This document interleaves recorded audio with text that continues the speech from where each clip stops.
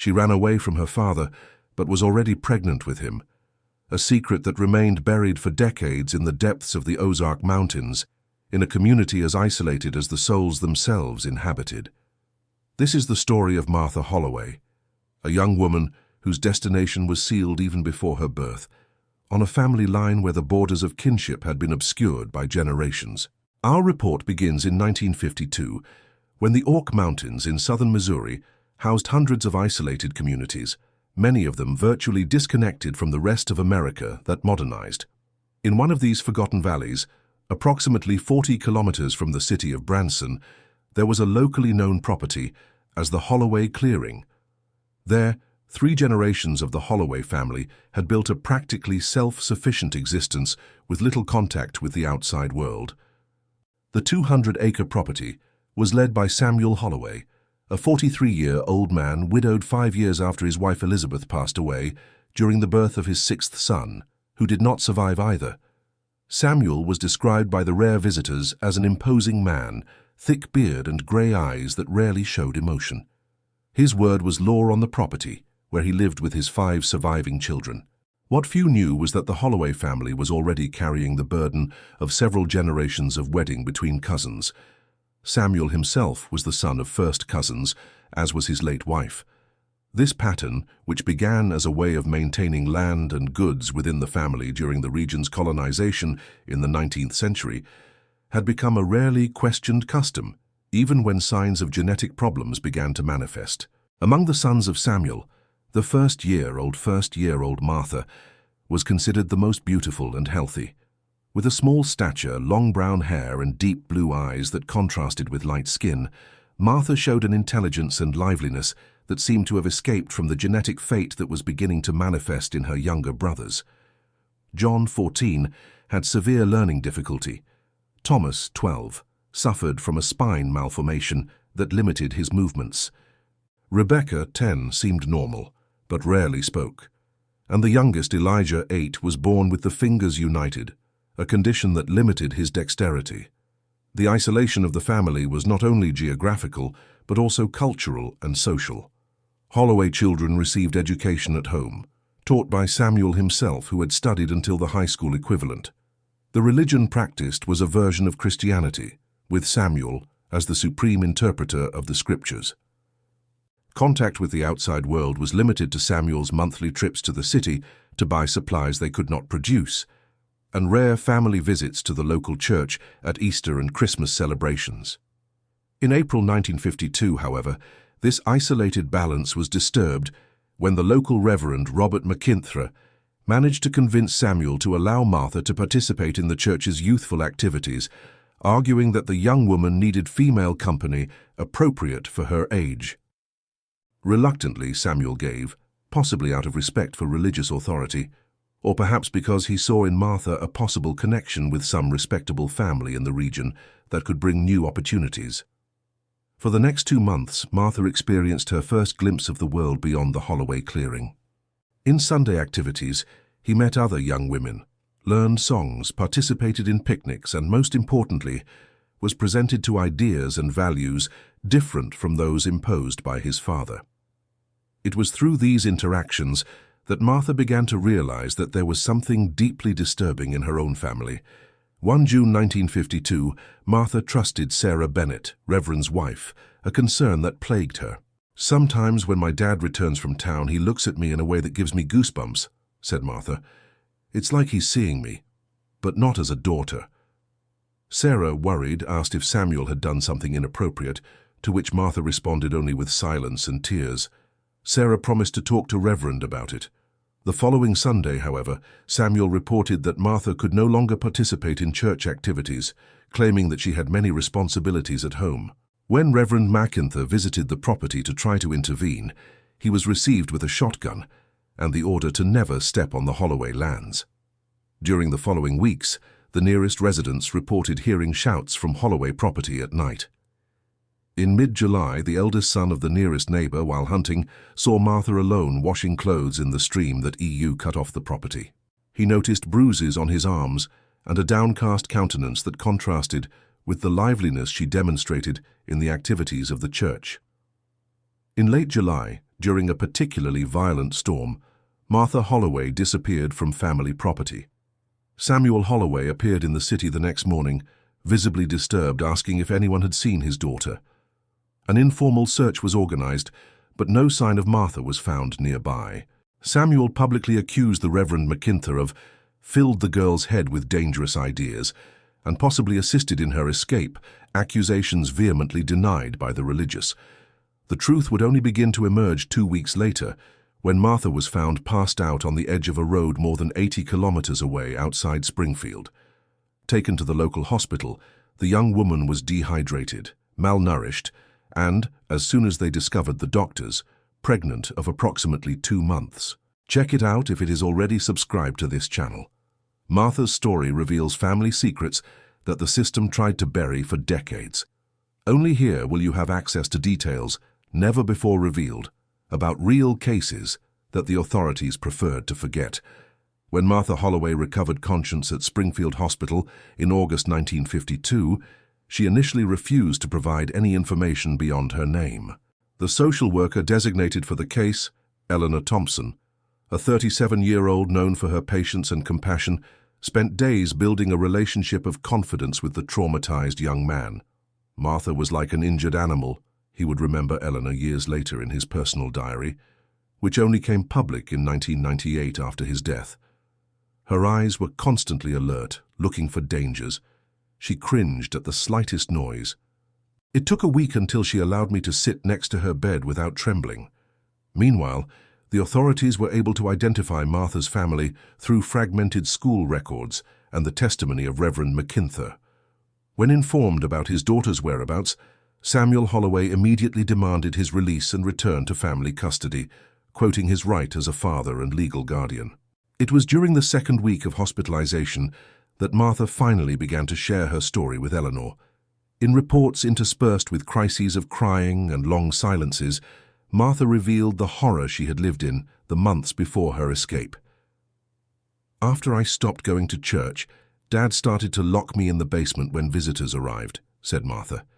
"He told my brothers that I was sick, at night, after everyone slept."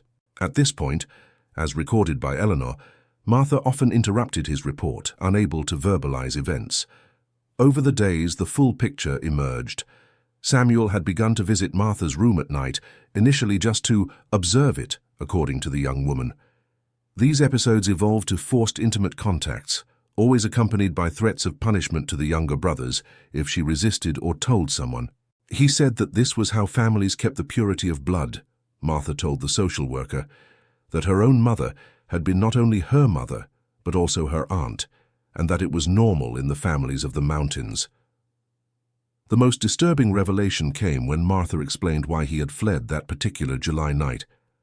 "I heard Dad talking to Uncle Jeremiah about marrying my cousin Walter when he returned from the army.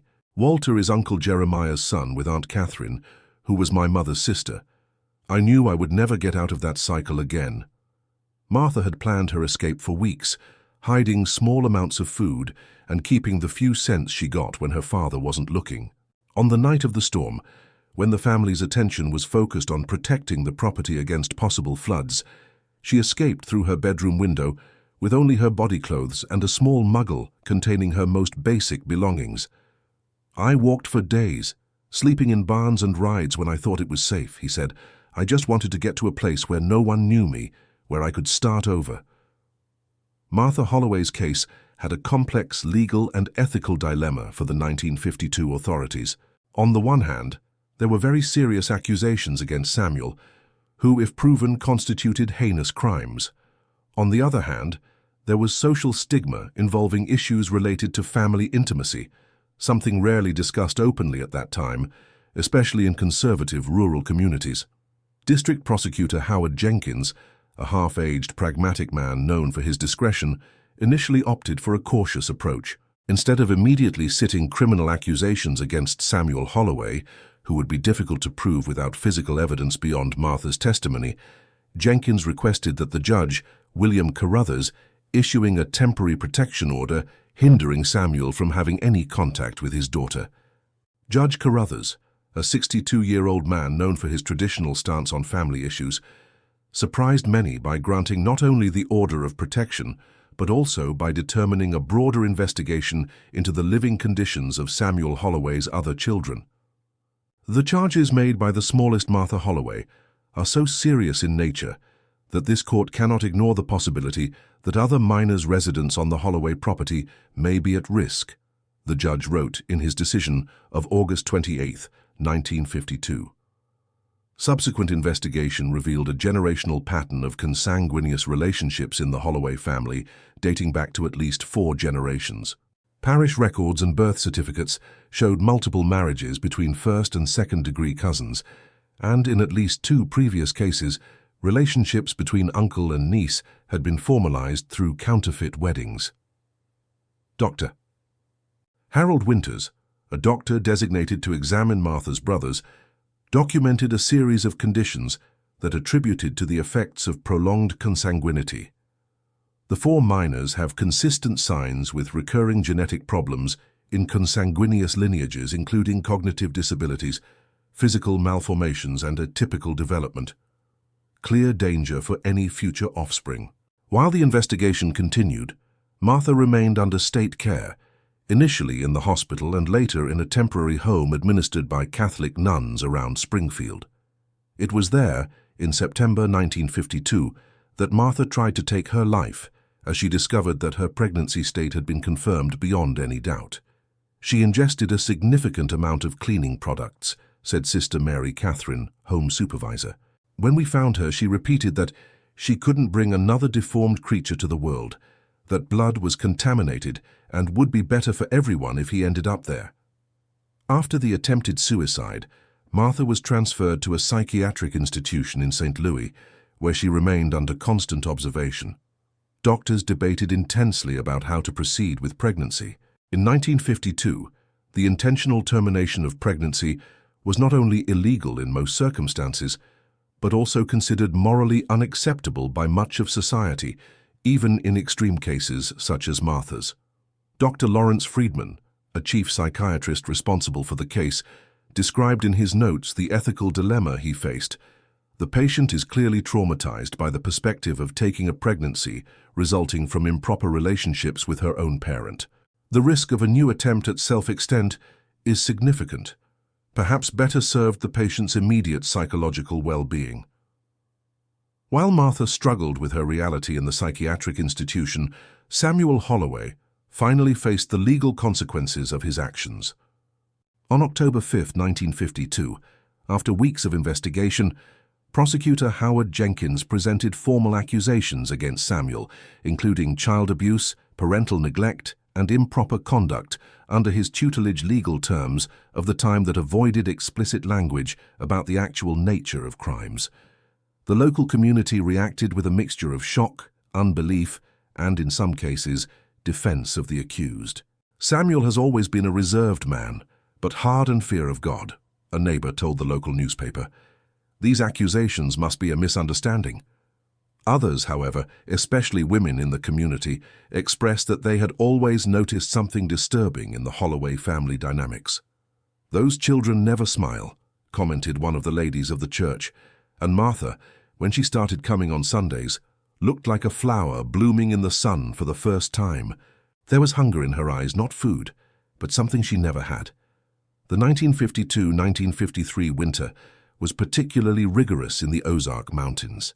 While snow covered the hills and valleys, further isolating rural communities, 3 parallel dramas unfolded involving the Holloway family members. At the psychiatric institution of St. Louis, Martha Holloway, now 17 years old, and in the 4th month of pregnancy, alternated between periods of deep depression and moments of unexpected clarity and determination.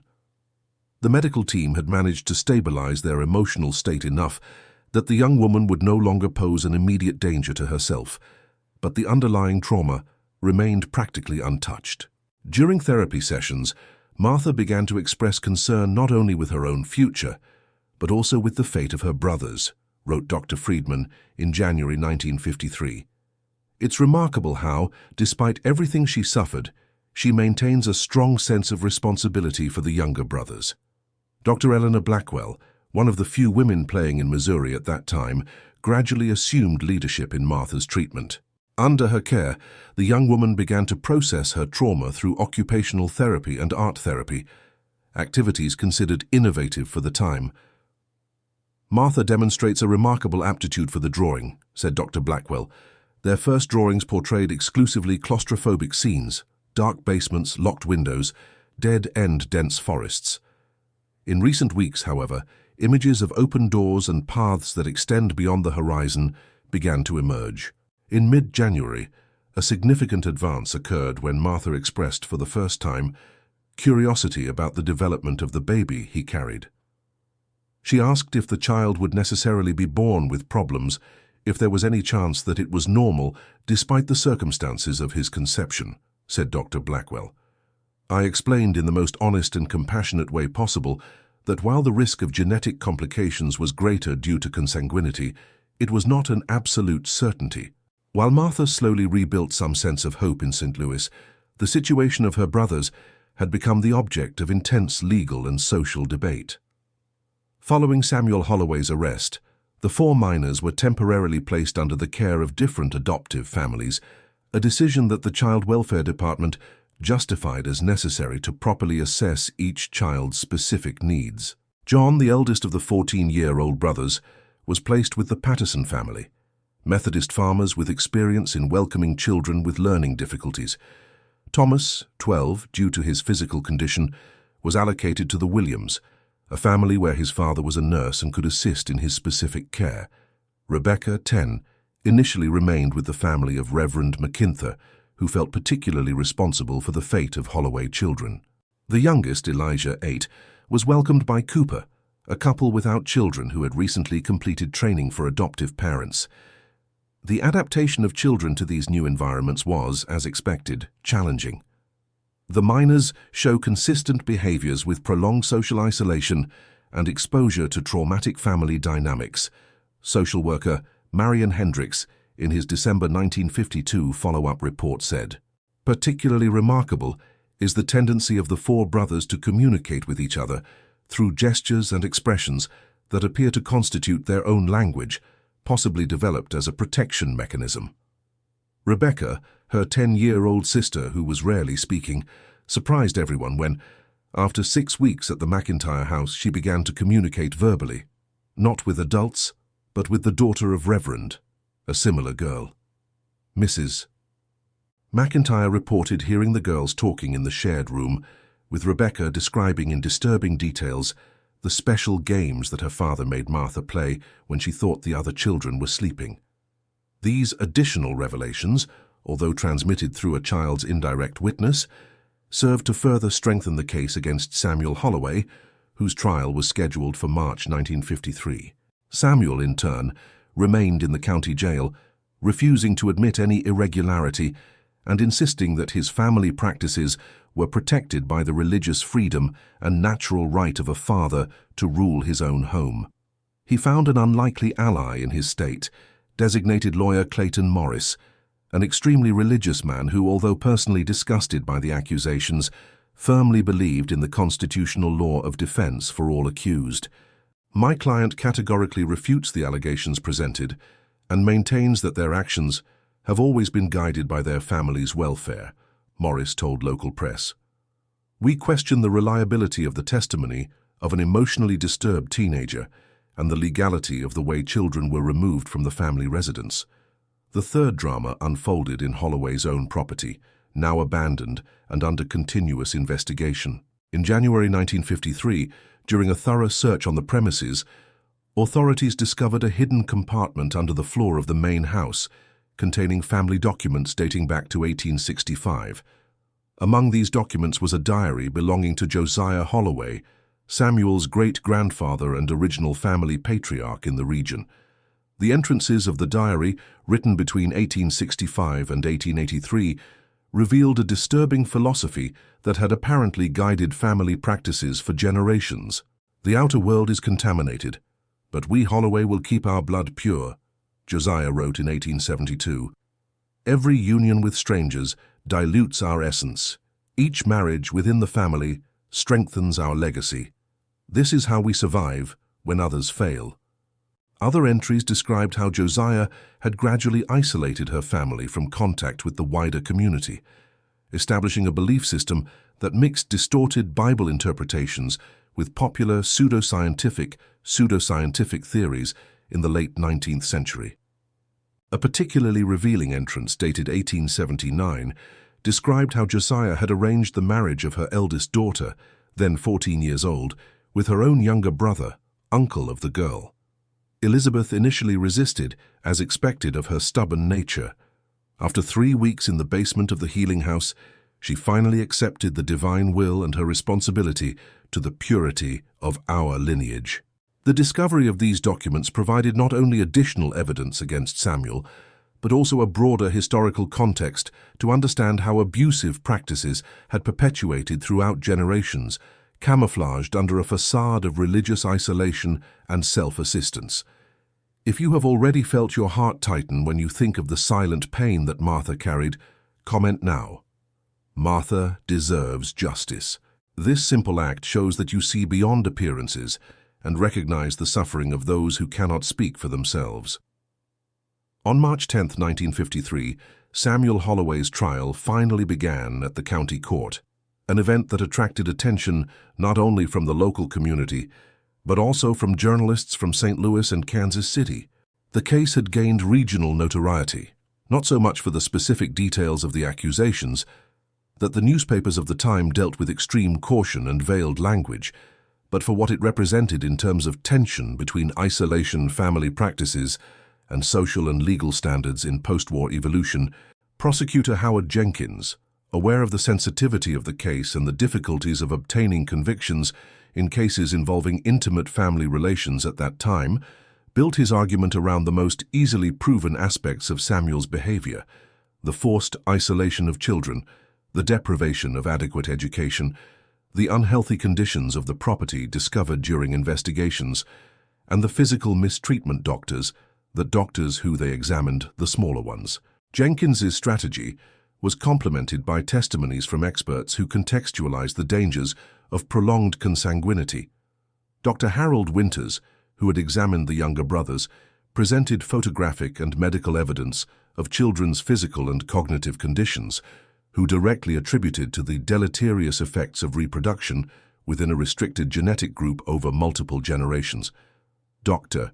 Richard Montgomery, a geneticist at the University of Missouri invited as a specialized witness, explained inaccessible to the jury how consanguinity dramatically increased the risk of manifestation of problematic genetic characteristics.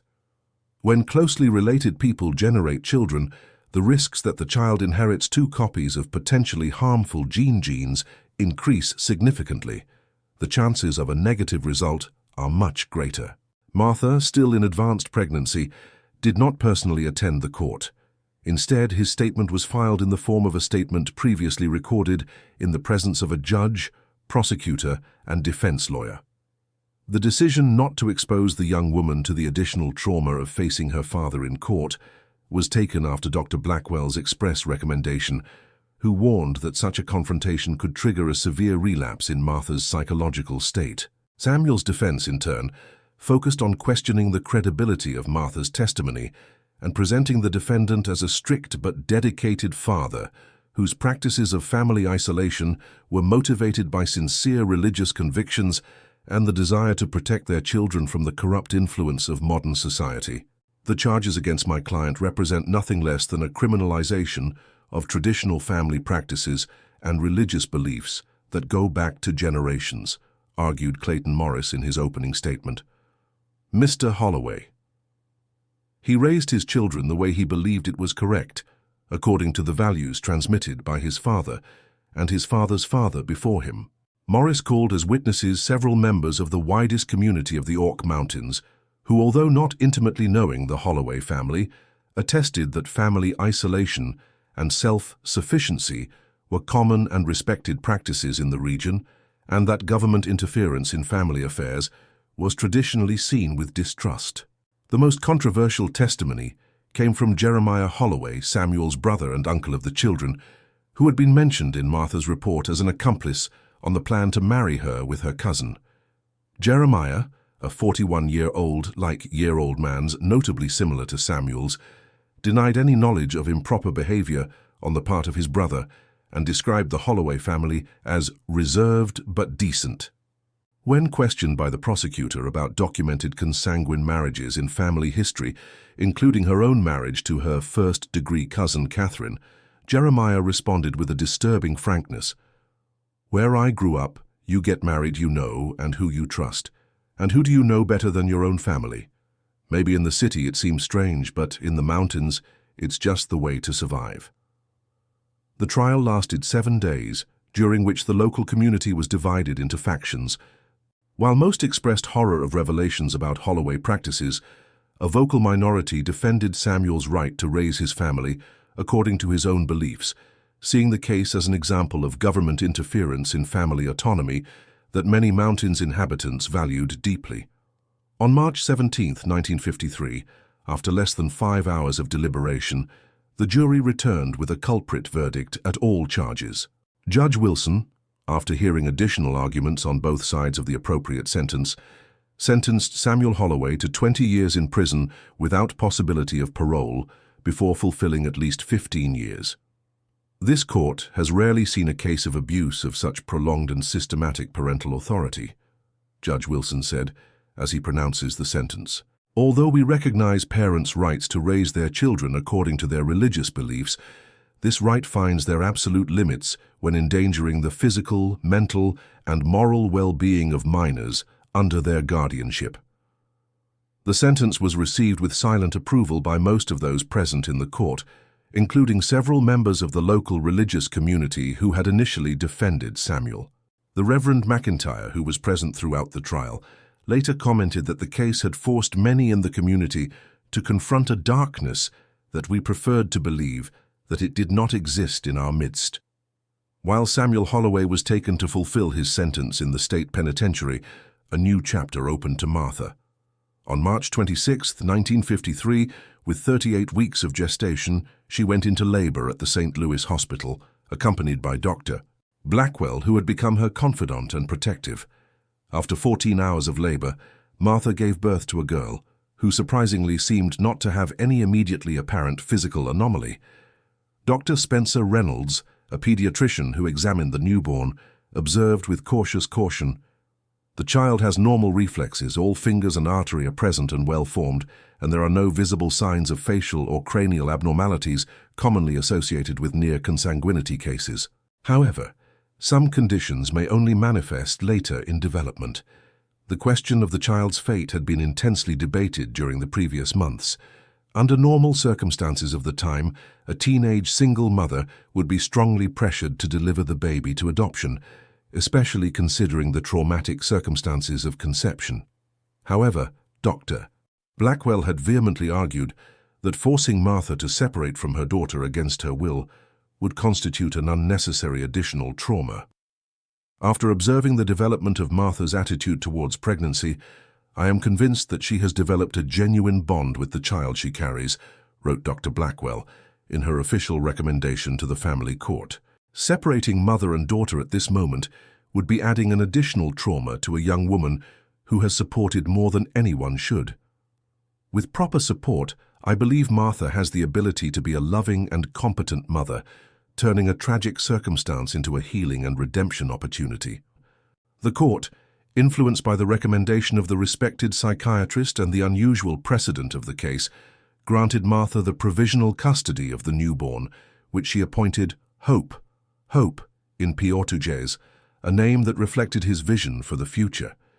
In the weeks that followed the birth of Hope, Martha was transferred to a transition house administered by a progressive religious organization in Jefferson City. The Uncommon program for the time was designed specifically to support young mothers in difficult circumstances, offering housing, continuing education, and professional training, allowing women to keep their children's custody as they worked to build independent lives. Martha demonstrates an impressive dedication to both her studies and care for the baby, said Mrs. Patricia Donovan, coordinator of the program, in her April 1953 evaluation report. Despite her youth and traumatic circumstances that brought her to us, she shows a notable maturity and determination. In addition to her daughter's welfare, she remains the fate of her younger brothers. In fact, the situation of Martha's brothers had become a complex case for the social assistance system. After months of observation in temporary homes, detailed medical and psychological evaluations had been completed for each child, revealing a worrying picture of the effects of isolation and prolonged consanguinity. John, the eldest of the brothers, was diagnosed with a moderate intellectual deficiency that significantly limited his capacity for academic learning, although he had surprising practical skills, particularly in carpentry and handicrafts. Thomas, whose spinal malformations were initially the most visible symptom, also had congenital heart problems that required corrective surgery. Rebecca, whose reluctance to speak was initially attributed to psychological trauma, was diagnosed with a specific form of partial hearing impairment that affected her ability to process certain vocal frequencies. Only Elijah, the youngest, despite the syndactylia, fused fingers, that affected his hands, seemed to have cognitive development close to normal for his age, although he had a significant social backwardness. A case conference held in May 1953 brought together social workers, doctors, specialized educators, and court representatives to decide the long-term future of Holloway children. The unanimous decision was that none of the children were able to return to family property, even under the supervision of relatives, an option that was complicated by the fact that the investigation had revealed that virtually all adult Holloway relatives were implicated to a greater or lesser extent in the consanguine marriage system and social insulation. The smallest John, Thomas, Rebecca, and Elijah Holloway require levels of specialized medical and educational intervention that would be impossible to ensure in a conventional family environment in the region of origin, the official report concluded. We recommend permanent placement in institutions that can meet their specific needs, with provisions to maintain contact between the brothers and their older sister, Martha. This recommendation, although formulated with the best intentions and based on professional assessments, reflected the predominant approach of the time to deal with children with special needs, institutionalization. Such a decision would be widely revised and criticized in the following decades, as deinstitutionalization and community integration became the preferred approaches. But in 1953, it seemed the most responsible option available. Martha reacted to the news with a mix of resignation and determination. She understands that her brothers need care she can't provide at the moment, said Dr. Blackwell, after reporting Martha about the decision. But she made me promise that they wouldn't be forgotten, that they would not disappear in some anonymous system.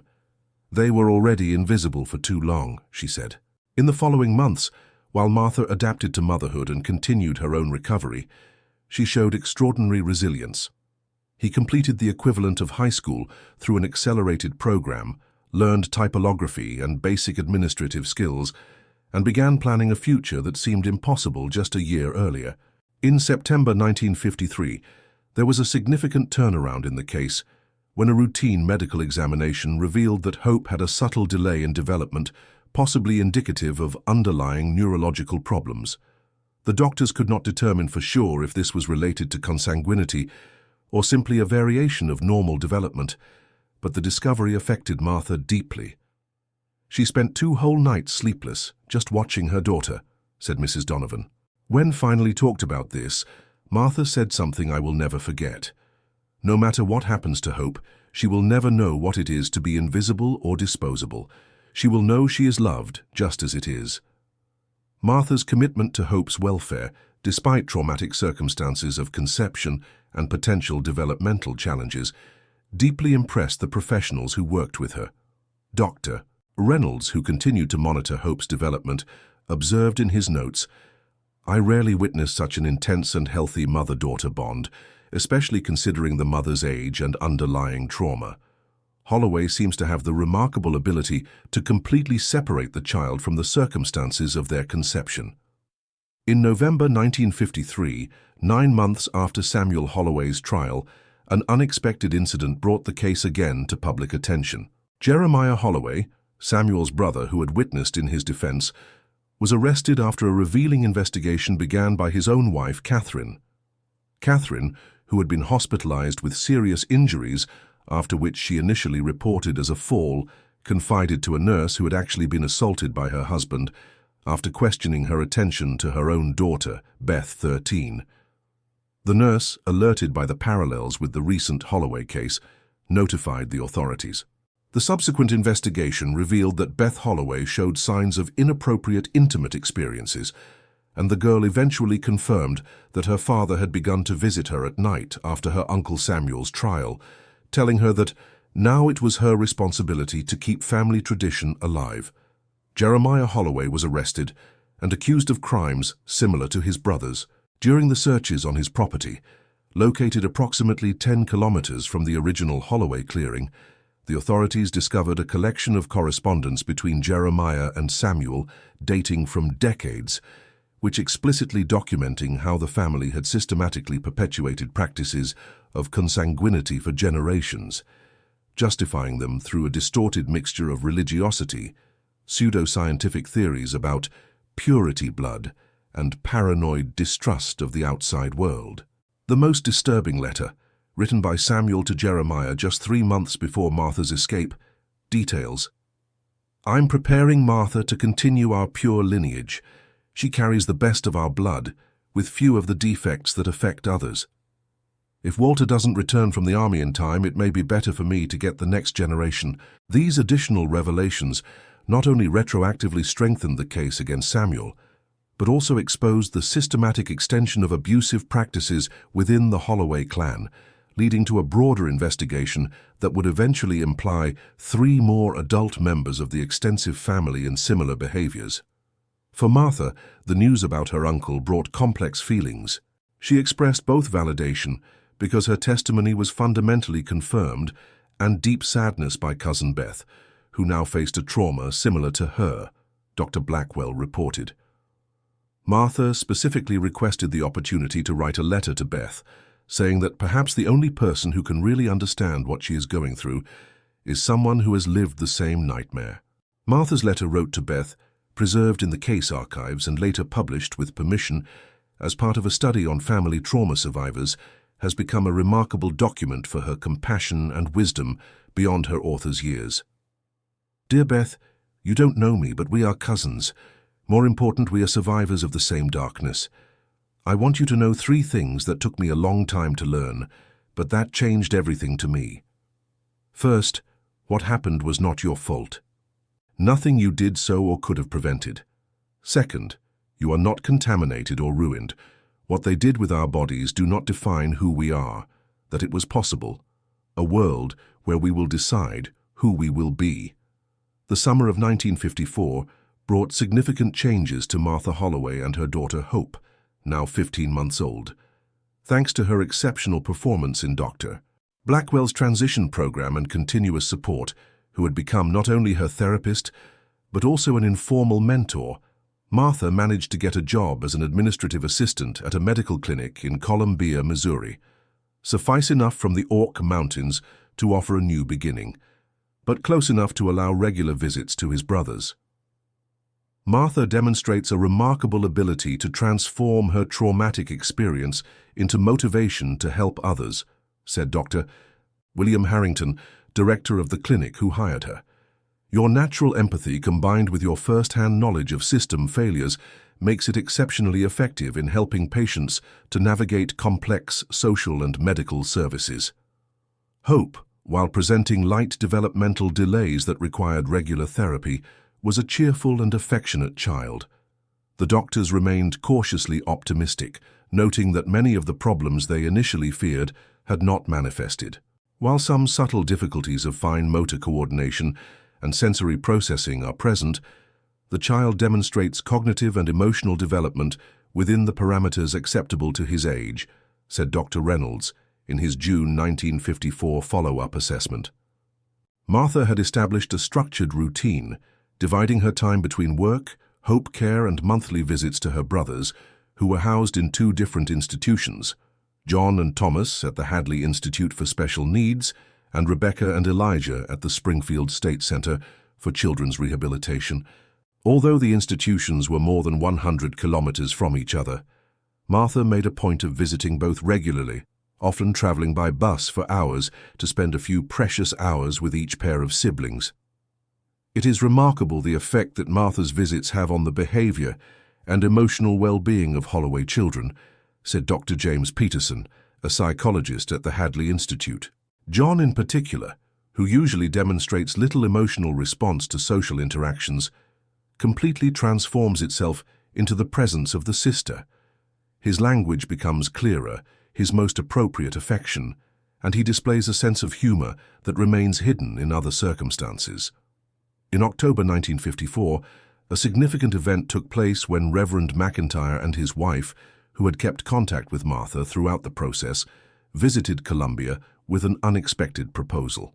The couple, now in their 50s, with adult children who had left the home, offered to adopt Rebecca and Elijah, the two younger brothers of Martha, who presented the less severe medical challenges.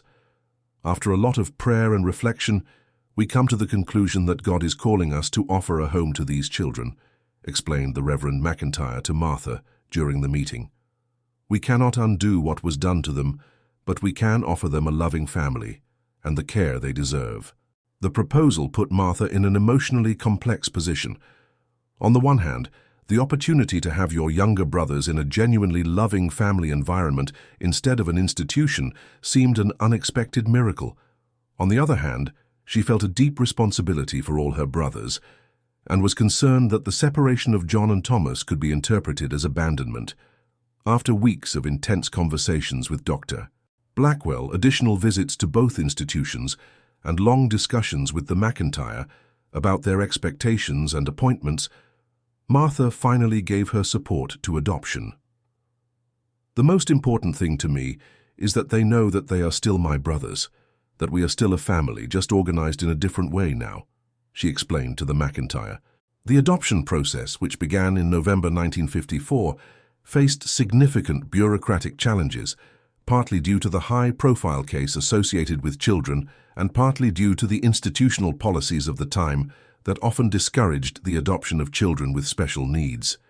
However, with the support of several professionals who had worked on the Holloway case, including Judge Carruthers and Dr. Blackwell herself, the process advanced. In April 1955, the court finally approved the adoption of Rebecca and Elijah by McIntyre, with the specified condition that Martha would maintain regular visit rights. The McIntyre, demonstrating a remarkably progressive understanding for the time, not only accepted this condition, but actively embraced it, recognizing the vital role that Martha played in her brother's emotional life. "We are not replacing Martha as a familiar figure," Mrs. McIntyre explained during the final adoption hearing. "We are just expanding the circle of love and support around these children who have already suffered more than any child should." The transition from Rebecca and Elijah to the McIntyre house gradually occurred throughout the summer of 1955, with initial visits followed by weekend stays and finally changed the permanent in August. Martha actively participated in the process, working with therapists and educators to ensure that the transition was as traumatic as possible. John and Thomas, meanwhile, remained at the Hadley Institute, where they continued to receive the specialized treatment their conditions demanded. John, now 17, had developed considerable joinery skills under the guidance of a patient instructor, creating surprisingly intricate and beautiful wooden pieces despite his cognitive limitations. Thomas, 15, had undergone 2 corrective surgeries to his spinal condition, and although still facing significant mobility challenges, showed consistent progress in his physical rehabilitation. Martha continued to visit them faithfully, taking hope with her visit to ensure that the girl knew her uncles from an early age. "It is important to me that Hope grows up understanding that family is not defined by what seems normal to others, but for love and commitment," Martha explained to Dr. Blackwell during one of her less frequent sessions, now performed more as well-being checks than as an intensive care. In November 1955, an unexpected development occurred when Martha received a letter from Samuel Holloway, sent from the state prison where he was fulfilled his sentence. It was Samuel's first attempt to communicate since his condemnation, and the content of the letter revealed a mind still unable to fully recognize the nature of his crimes. "My dear Martha, I hope this letter finds it sorry and seeking the forgiveness that only a father can grant. I have prayed for his soul and the child born of our pure blood. The world will try to convince her that what we had was wrong, but you and I know the truth about our special mission. When I are released, we will rebuild our family as it should be. Amoroso Samuel Holloway. Martha, deeply disturbed by the letter, immediately handed her to the authorities and requested a formal restriction order, which was promptly granted. The incident, although distressing, served as a clear reminder of how much she had progressed in her own recovery. The letter that only 2 years earlier could have sent her to an anxiety and fear spiral now caused a calm determination to protect her new life and that of her daughter. "He still believes he has power over me," Martha told Dr. Blackwell after the incident, "but the truth is that he has no place in my life, but is a reminder of what I overcome." In late 1955, as Martha approached her 20th anniversary, she made a significant decision to change her last name and that of Hope legally, abandoning the name Holloway and her traumatic associations. After careful consideration, she chose the last name Freeman, a name that symbolized not only her liberation from the past, but also her vision for the future. "Martha Freeman has a good sound," she commented during the simple legal procedure that made the change official. "It's a name that Hope and I can carry proudly." The following years brought gradual stability and constant achievements. Martha continued to progress in her career, eventually becoming coordinator of social services at the clinic, a position that allowed her to help other families in crisis. Hope, while continuing to face some light cognitive challenges, developed in a happy and socially well-adjusted child with a particular talent for music and art. Rebecca and Elijah flourished in the love environment of the McIntyre house, each progressing beyond the initial expectations of doctors. Rebecca, whose partial hearing was eventually corrected with then experimental technology, developed a love for literature and writing, often creating elaborate stories to entertain her younger brother. Elijah, after corrective surgery to separate some of his cast fingers, revealed a talent for technical design that would eventually lead to a career in architectural design. John and Thomas, although they remained institutionalized due to their most complex needs, also found ways to develop their own strengths and talents within the limitations of their conditions. Martha never failed to visit them, keeping the family bond alive, even when others could have considered them a closed chapter. In 1962, 10 years after the escape that changed the course of his life, Martha Freeman, now 26, was invited to share her story at a conference on prevention of children's abuse, one of the first events of the kind in the American. His carefully anonymous testimony to protect his privacy and that of Hope had a profound impact on the professionals present. "A bill of my family history was not only what happened within those isolated walls," she concluded in her speech.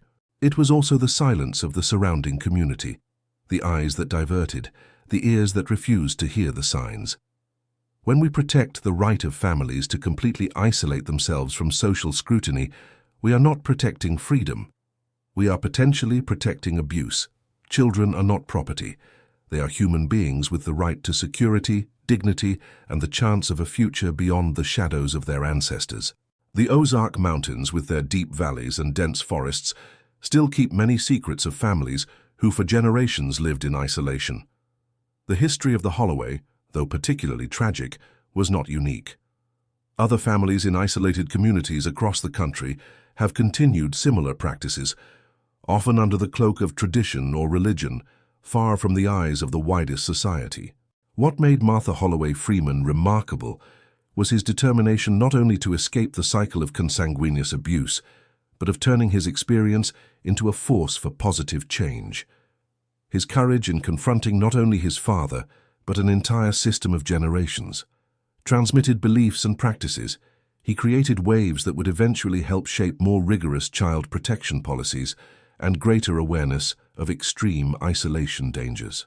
Hope Freeman grew up unaware of the complete details of her conception to adulthood when Martha finally shared the full story.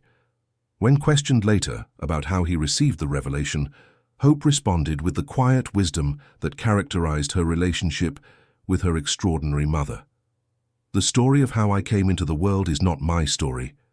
It is her story, her courage and determination. My story began when she decided that the past would not define the future. The blood that runs in my veins can carry the genetic legacy of generations of wrong choices, but also carries the legacy of a woman who had the courage to say no more and start a new chapter. Check it out if it is already subscribed to this channel. This real story reveals how isolated communities have hidden crimes for generations, and just knowing these secrets, we can prevent them from repeating in our own backyard. If you watched so far, it is because you liked this story.